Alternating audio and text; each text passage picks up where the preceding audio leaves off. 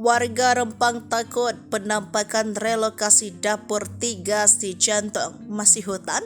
Menteri Bahlil beri jaminan. Warga Pulau Rempang takut untuk meninggalkan kampung adat yang sudah mereka huni selama ratusan tahun. Warisan para leluhur mereka yang merupakan mantan pejuang mengusir penjajahan. Ketakutan mereka saat melihat dapur 3 si jantung Galang, tempat relokasi mereka yang baru masih berupa hutan dan perbukitan. Terlebih lagi, mereka akan direlokasi ke daratan padahal mereka adalah nelayan yang menggantungkan hidup dari lautan. Sobrin, 43 tahun, warga kampung Tanjung Pandon, seorang nelayan penduduk asli kampung Rempang mengakui jika dia takut pemindahan itu akan mematikan mata pencariannya. Dia pun berharap ada jaminan dari pemerintah jika harus pindah kampung di Galang yang masih hutan itu benar-benar dibangun. Hal serupa juga diungkap nenek Amlah. Seperti dilansir dari Tribun Batam, dia takut pindah apalagi lahan masih dalam bentuk hutan. Dengan suara yang agak samar, dia bertanya tentang tujuan relokasi ini dan kemana mereka akan pindah. Dia juga sempat menangis di hadapan pejabat BP Batam yang menemuinya. Menanggapi hal ini, Menteri Investasi dan Kepala BKPM Bahlil Lahadalia memberikan jaminan bahwa pembangunan itu akan berlangsung sampai tuntas. Selain itu, pihaknya tidak akan membongkar makam leluhur masyarakat Melayu di Pulau Rempang meski proyek investigasi tetap berjalan.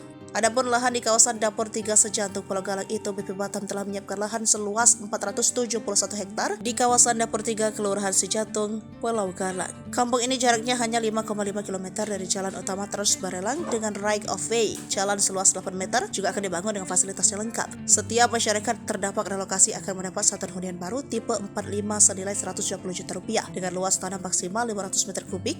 Setiap satu rumah berdampak akan diganti dengan satu unit hunian baru. Maka biaya sudah diperhitungkan 1,56 triliun untuk selesaikan semua itu. Artinya kita butuh waktu untuk bisa minta bantuan pusat, ucap Rudi.